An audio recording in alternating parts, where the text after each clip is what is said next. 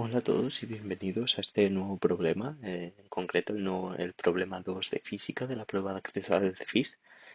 Si no me equivoco, este problema es el primero de electrostática y es en concreto a mí me parece el más interesante de los de la prueba de acceso, todos los que hay colgados, también de los más complicados, pero es bastante ilustrativo sobre los problemas de cargas eléctricas y enseña bastantes trucos que son muy interesantes saber en este tipo de problemas. Y bueno, sin nada más que decir, comencemos con el problema, que, bueno, lo primero es leerlo muy atentamente, que supongo que ya lo habréis hecho, y pues nos plantea la situación de los tres ejes normales, los que siempre usamos, y colocamos tres cargas en A en el origen y en menos A. Bueno, al revés, en menos A en el origen y en A. Y nos piden calcular el campo eléctrico en el eje X. Bueno, pues recordando la expresión del campo eléctrico de toda la vida, que es K, la carga, distancia al cuadrado, y el vector unitario, que en este caso es D entre el módulo de D, empezamos el problema. Primero nos dicen solo estas tres cargas, así que es bastante sencillo. La del origen es trivial, es esto que está en todos lados, y la distancia es x al cuadrado, es fácil ver, es esto de aquí, x al cuadrado, y el vector unitario evidentemente es el 1, 0, 0, es este de aquí, el campo hacia aquí. Em, y luego es interesante ver que, sobre todo para lo que vendrá después, que el campo generado por la carga en A y en menos A es simétrico. ¿Qué quiere decir esto? Pues que sus campos en el eje, en, si los sumamos por coordenadas, en el eje Y se cancelan y en el eje X se suman. Esto, si lo hacemos entero, saldrá, ya lo veréis, pero es bastante intuitivo, sobre todo para, por ejemplo, si en el eje Y no se os cancela, pues algo estáis haciendo mal, ¿no? Porque por simetría tiene que pasar. Y podemos usar la misma expresión, ya que en el eje X es la misma, y en el eje Y, pues tiene el mismo valor absoluto, y que solo tenemos que cambiar el signo. Así que calculamos dos expresiones por el precio de una. Perfecto. La del origen ya la hemos visto y esta de aquí, pues mantenemos esto de aquí. La distancia es esta de aquí, al cuadrado, evidentemente, que ya lo veis, es x al cuadrado, raíz de todo, lo elevamos al cuadrado, pues se cancela. Y el vector unitario es d entre módulo de d, el vector es este de aquí, ya lo habéis visto, x y a, o menos a, lo que sea, eh, y el módulo, pues lo que ya habíamos dicho antes. Y ahora lo sumamos todo. Este término de aquí corresponde al origen y este término de aquí corresponde a estos de aquí. Este 2 sale de que tenemos dos cargas generándolo, entonces habría que multiplicarlo por 2. Si lo planteamos en detalle, veréis que es evidente ver que esto se cancela porque tenemos un término con todo esto de aquí que lo podemos llamar alfa por A menos alfa por A. Entonces, pues evidentemente da cero. Pero bueno, que sí es interesante ver que si lo planteáis en detalle, da lo que tiene que dar. Esto de aquí es interesante verlo, sobre todo, bueno, para muchos de vosotros será trivial, pero y cuando lo has visto muchas veces también lo es, evidentemente, pero bueno, yo recuerdo que la primera vez que lo vi, bueno, no me pareció, es una propiedad trivial, pero la primera vez que lo ves nada es tan sencillo como parece, ¿no? Que es esto de aquí, simplemente. Que es solo reescribirlo y verlo de otra manera, ¿no? Pero bueno, es bastante interesante comprobarlo. Se suman los exponentes y hacemos uno más un medio y nos queda el 3 medios este de aquí. Es interesante, sobre todo porque se usa mucho en este tipo de problemas y como para hacer aproximaciones y tal. Está bastante bien. Y pues ya está, tenemos la expresión entera cerrada. Un poco farragosa de manejar, pero bueno, por suerte no nos piden calcular módulos ni nada. Y ahora nos piden añadir otras dos cargas en 2A y en menos 2A. Vale, pues la expresión es la que ya tenemos y hay que añadir las nuevas cargas. De nuevo, calculamos dos expresiones por el precio de una y el módulo es el que ya nos imaginamos. Aquí tened en cuenta que como tenemos 2a al cuadrado, pues evidentemente nos da 4a al cuadrado, que es esto de aquí. esto de aquí y esto de aquí. Nuevamente esta componente se cancela y esta de aquí es la que ya nos esperamos. ¿Qué tenemos? Tenemos la expresión del apartado anterior y tenemos el término nuevo, que en concreto es este y este de aquí. Las dos cargas que tenemos, o nuevamente la x, y ya añadimos esto de aquí. Y lo reescribimos otra vez como el 3 partido 2. Y evidentemente en el otro eje se cancelan y en z no existe. Así que otro apartado que es bastante sencillo para empezar. Está bastante bien. Vale, este es el primero que es bastante interesante, sobre todo para comenzar, y porque es importante que salga bien para lo siguiente. ¿Qué nos está diciendo? Colocamos 2n+1 cargas en -na, bueno, en todas estas posiciones de aquí, y obtener el campo. Ok, y expresarlo como un sumatorio. Bastante interesante esto para practicar algo que se suele hacer. Sobre todo bueno, claro, si estamos manejando distribuciones continuas, pues ya veremos luego que hay que integrar. Pero si son discretas, pues es interesante expresarlo así, de manera compacta. ¿Qué es lo que está pasando aquí? Por ejemplo, aquí si tendríamos 2n+1 y n aquí evidentemente sería n igual a 1 porque tenemos 3. Si podríamos poner 5, podríamos poner 7, una más aquí. Ponemos todas las que queráis, todas las que queráis. Y el 2n+1 siempre nos va a dar un número impar. ¿Por qué? Pues evidentemente aquí tenemos estas, aquí tenemos estas. Aquí creo que faltaba una. Bueno, es igual. Y tenemos el este de aquí, la del origen. Y bueno, ya está. Esto es más, viéndose así, viendo el resultado es bastante sencillo, pero deducirlo yo creo que no lo es. Supongo sí, más sobre todo viniendo de bachillerato. Depende de dónde hayáis hecho bache, pero bueno, eh, a mí no me pareció trivial en su momento. Y bueno, ahora no es tan complicado, pero con práctica todo es mucho más fácil, evidentemente. Bueno, algo que va muy bien para ver este tipo de patrones recursivos es expresar más términos, ¿no? Bueno, este ya lo tenemos, este ya lo tenemos, este ya lo tenemos. ¿El siguiente qué será?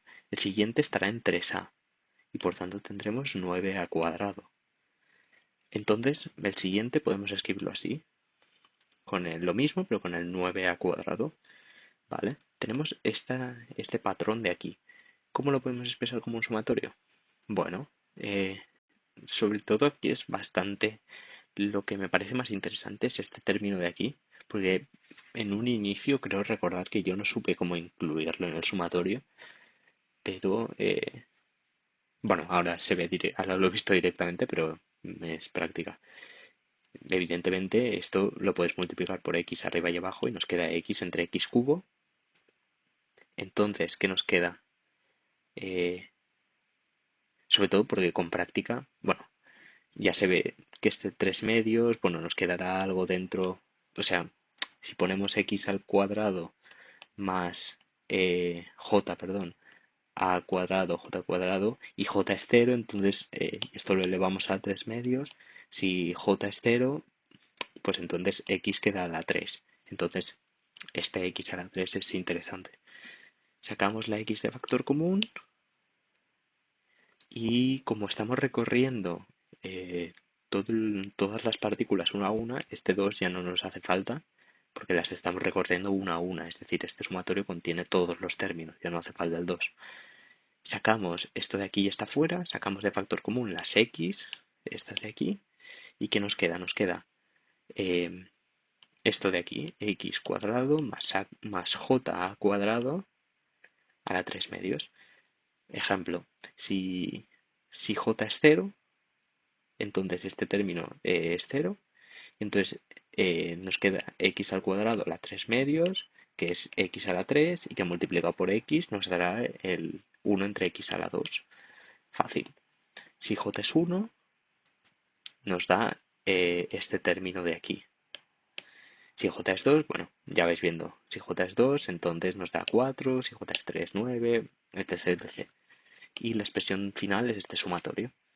Lo que os recomiendo en este caso es, si no lo veis, haced casos. Podéis escribiros la esto entera. Por ejemplo, si yo tengo las tres cargas y esta es la del origen, pues escribir la de esta, la de esta y la de esta y buscad cómo reescribirlo como un patrón en función de J. Que en este caso, bueno, es interesante, yo creo. Vale, aquí comienza lo complicado de verdad, a mi parecer, que te introduce en esta definición tangente de un ángulo es j entre a por x y demostrar que el campo que esta expresión del sumatorio se puede reescribir así. Ok,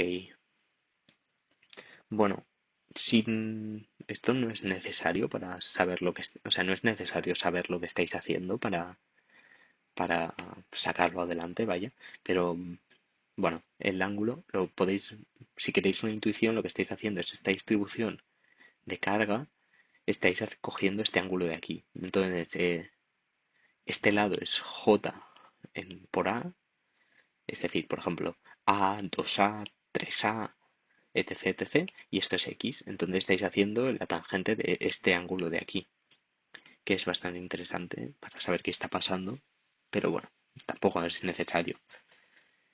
Vale, pues aquí llega un poco el apartado de mirar y ver qué podemos hacer para arreglar un poco esto. Tenemos que ver esto y decir cómo llego de uno a otro. Que bueno, es un poco como ir recortando, ir haciendo como lo que podamos para que se parezca. En este caso, como tenemos un JA y aquí tenemos un JA, yo lo que he pensado es pasar esta X multiplicando, elevar al cuadrado y nos queda esto de aquí. Y entonces lo sustituimos, nos queda la expresión de antes y ya veis que nos queda el X cuadrado, que es este de aquí, y X cuadrado JA, donde iba el X cuadrado, donde iba el, o sea, X cuadrado tangente cuadrado, donde iba el J cuadrado a cuadrado, evidentemente elevado a la 3 medios. Y aquí entra en juego una expresión que nos dan en el enunciado, que es esta de aquí. 1 más tangente cuadrada es 1 entre coseno cuadrado. ¿Por qué? Pues porque podemos sacar factor común de x al cuadrado y nos queda 1 más tangente cuadrada de z. Entonces, ¿qué tenemos? Pues lo reescribimos todo, nos quedará 1 entre x al cuadrado por 1 entre coseno cuadrado de z. El coseno sube. Bueno, aquí cuando lo he escrito me he dejado el exponente. Entonces, ¿qué tenemos? Tendríamos 1 entre x al cuadrado a la 3 medios por 1 entre coseno cuadrado a la 3 medios de z, perdón.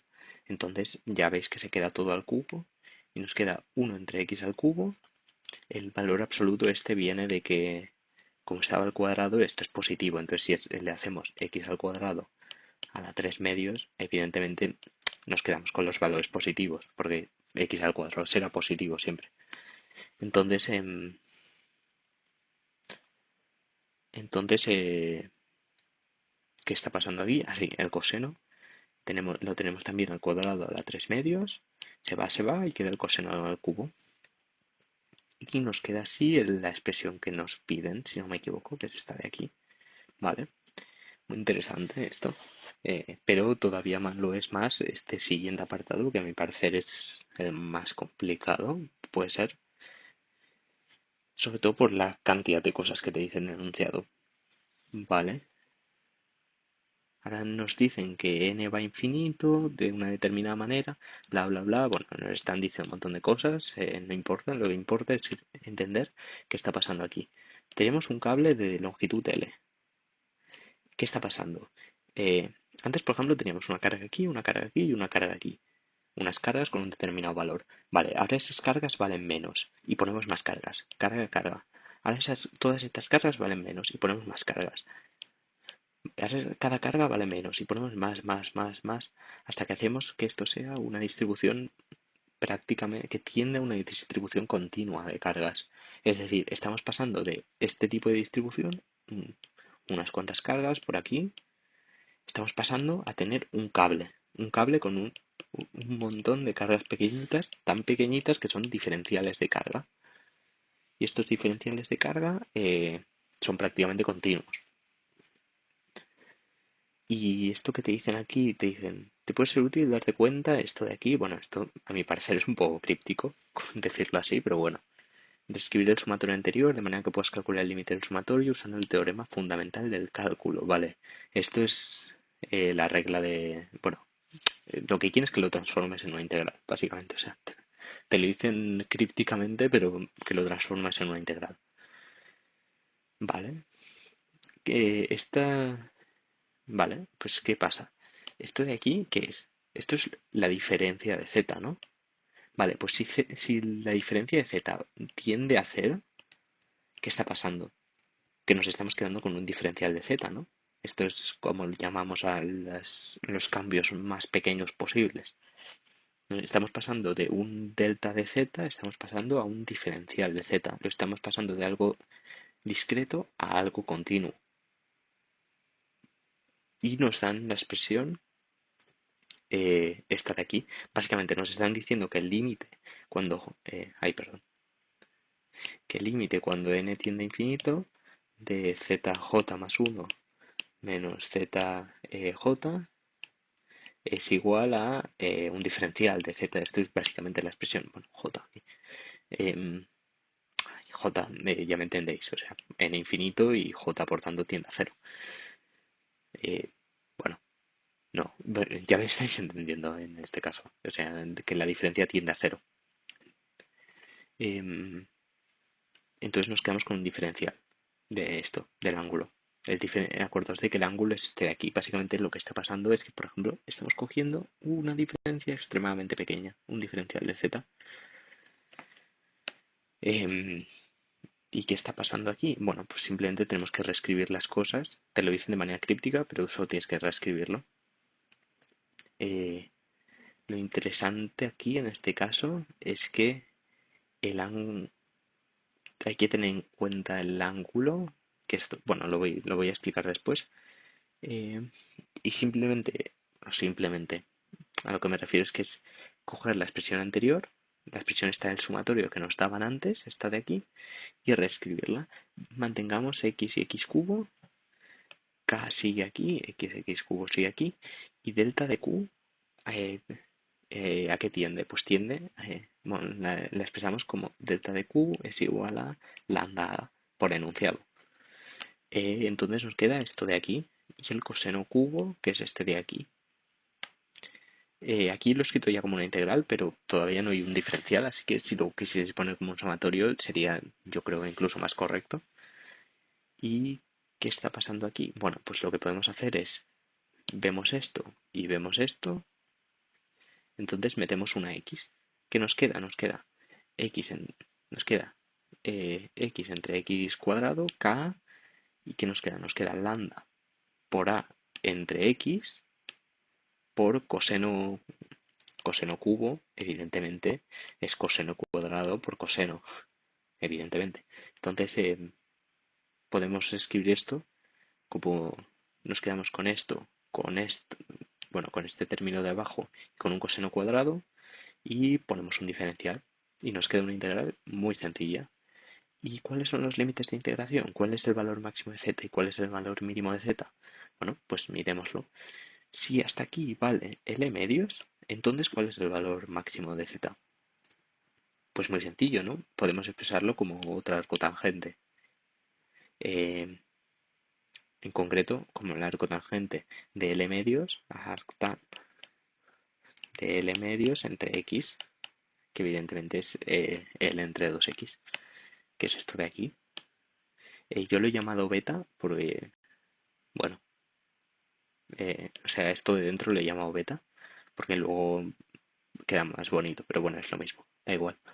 Lo importante es esto de aquí, que alfa vale esto de aquí, estar con tangente. Y interesante también es ver que es simétrico, o sea, va de menos alfa a alfa. Entonces, ¿qué nos queda? Esta integral es trivial, esto de aquí es constante, entonces nos queda el término este de aquí y la integral del coseno, que es el menos seno. Em, ¿Qué está pasando aquí? Pues que tenemos el sen, o sea, tenemos seno de menos algo y el seno de algo. Entonces usamos que las propiedades del seno lo podríamos poner como 2 seno de alfa, pero bueno, es igual. En todo caso sale. Y usamos una propiedad que nos dan en el enunciado, que es que seno del arco tangente es esto de aquí. Para esto lo llamo yo beta, porque aquí he puesto beta, aquí he puesto beta y aquí he puesto beta. ¿Y qué tenemos? Pues muy sencillo, aquí nos quedaría menos beta entre 1 más raíz de beta cuadrado, de 1 más beta cuadrado, y el otro término es lo mismo. Bueno, este en concreto, esto de aquí se cancela, entonces nos queda 2 veces eh, lo mismo, que es lo que he dicho de 2 seno de alfa. Eh, y queda esto de aquí, porque alfa es un arco tangente, entonces se puede simplificar. Y esto de aquí lo simplificamos, aquí vuelvo a introducir el cambio de variable y nos queda esta operación de aquí, que es, apreciad que lo que he hecho es poner otra vez, bueno, esta x es la que vuelve a bajar, quedando un x cuadrado. eh, Aquí tenemos una L multiplicando, L por lambda es la carga total, la K se mantiene y nos queda esto de aquí, que es como raíz de 1, bueno, ya lo veis, lo mismo. Vale, pues nos queda esta expresión de aquí, si no me estoy confundiendo, que hemos usado el teorema fundamental del cálculo para expresarlo como una integral. Bueno, no, lo hemos expresado como una integral y hemos usado el teorema para eh, integrarlo y bueno, esto, nos queda la expresión cerrada. Y llegamos al último punto en el que nos piden calcular unas integrales.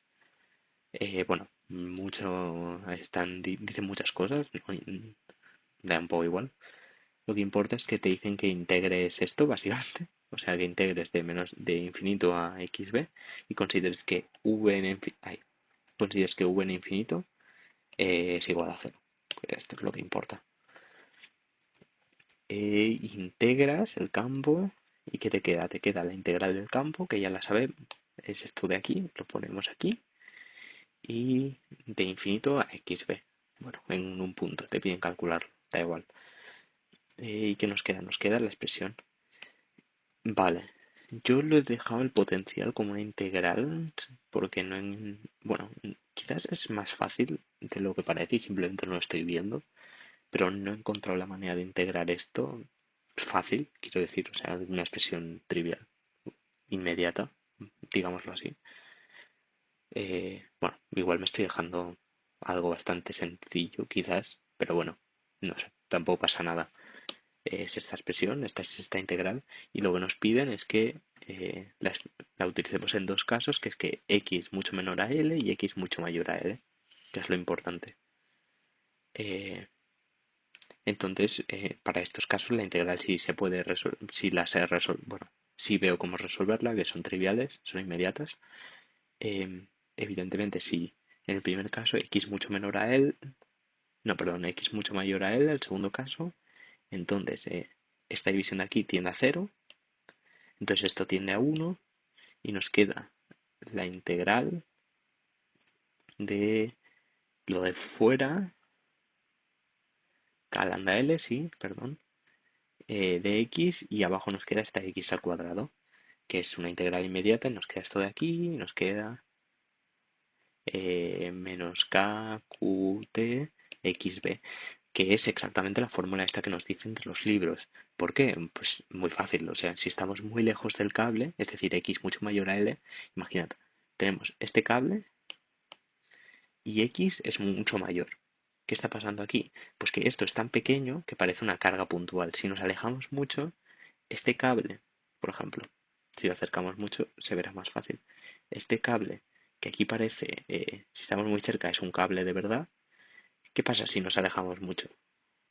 Ahí, se borra, pero bueno, lo entendéis. Si estamos muy lejos, esto prácticamente no es un cable, es una carga puntual, esto de aquí. Esto es lo que está pasando. Por otro lado, si x mucho menor a l, ¿qué pasa? Pues esto también es interesante ver, sobre todo porque Ya no podemos decir que esto tienda a nada en específico, porque estaríamos dividiendo entre cero. Y lo que podemos hacer es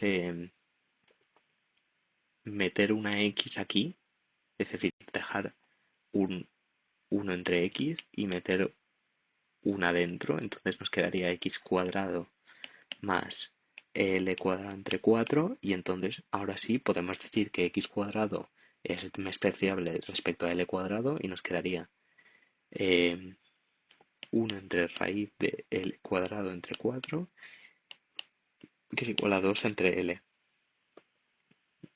Y esto es justo lo que he hecho aquí. Nos queda la x que hemos dejado fuera, eh, el 2 y acordaos de que teníamos la carga total que era igual a lambda por L, pues hemos dividido entre L, pues se queda solo la lambda y el 2 sigue aquí.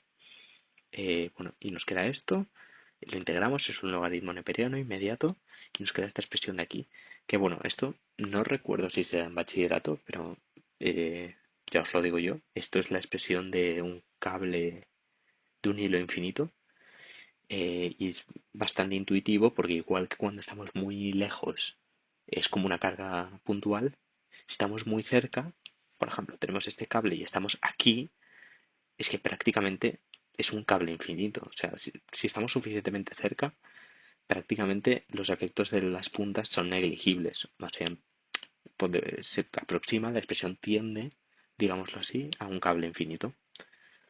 Bueno, pues este ha sido el problema. Eh, este ya os digo que no sé si es el más difícil, pero seguro que es el que me parece más interesante. Eso lo tengo claro.